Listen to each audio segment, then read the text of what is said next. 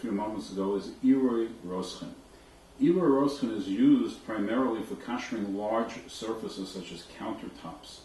Now, before we go on to show you how that's done, I just wanted to discuss the different types of countertops that people have in their kitchens. In front of me there is a very nice Formica countertop.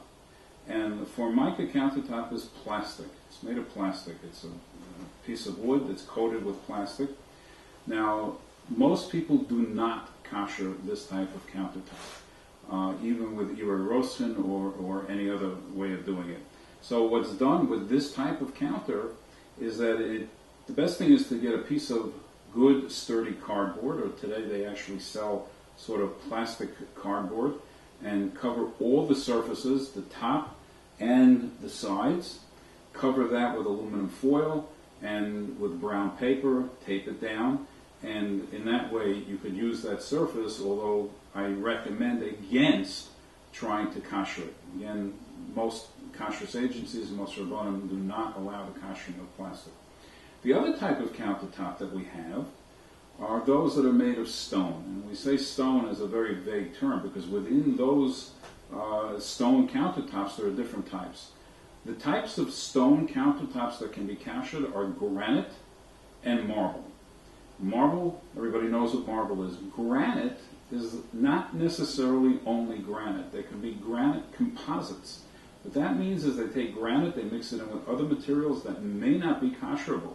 So before you decide to kosher a countertop, first determine whether it's granite, marble, or a granite composite. If it's a granite composite, then I recommend that you do the same thing that you would do with a Formica countertop. Cover it up with cardboard or the plastic cardboard, aluminum foil, and brown paper. It's a little bit unsightly, but that's the best approach to take. Now, let's assume that you have a granite or even a stainless steel countertop, a metal countertop. You could use Iroi Roschen even on a metal countertop. So now we have at least two types of counters that we can kosher. So I just wanted to go over a little bit on how those surfaces are kosher. Iroi Mikli Rishon, Iroi Roschen, means that the pot of water, the source of the water, has to be directly on the fire. It is then taken from there while still actively boiling, and it is then poured on the surface. So let's just demonstrate. First, the pot that we're using to do the pouring has to be directly on the fire. You cannot take this water into another pot and then do the pouring. So the water has to be poured directly from a pot that was on the fire. So we take this water in this pot, and in order for the Iroi Roschen to be effective, you have to make sure that every area is covered. So we start with very small areas, pouring water on very small areas and making sure that that area is hit very well with the hot water. The problem with Iroi Roschen is that as the water begins to flow away from the point of contact with the counter, it begins to cool off, especially on a granite or marble countertop. It's going to cool off almost immediately. So this might require going small area at a time in order to cover it all. Now, one other way of doing this is that if you have, here we're using a disposable tin, but if you have a good roasting pan and you fill that with water, what you might be able to do is cover a larger area. When you tilt it over, the water comes out in sort of a cascade effect, and it covers a little bit better area than with a small pot. So that's how we would kosher the countertops with Iroi Roschen.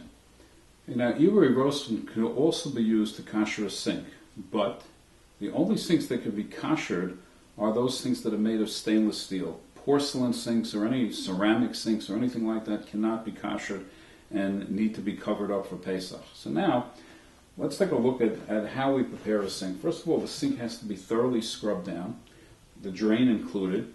If you have one of these drain boards inside, this thing has to be removed. You should buy a new one for Pesach.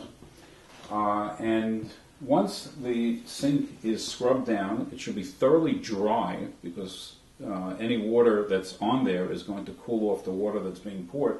So the sink should be thoroughly dry, towel dried. And then what you're going to do is you're going to take again the pot that was on the fire, and you're going to very carefully pour water over all of the surfaces. You can see that we're covering the sides. And the bottom of the sink. Now, once this is done, once the Irui Roskin is done on the sink should be rinsed off in cold water. If you're fortunate enough to have one of these things, you could turn on the water and spray it all around, and that washes down the sink. Just a few final notes on koshering the sink. You have the faucet assembly over here, and you also have the aerator. So the aerator should be changed. It's a minute to change the aerator, just get a complete new assembly. Boiling water should be poured, this should be scrubbed down. Boiling water should be poured over all of these surfaces here.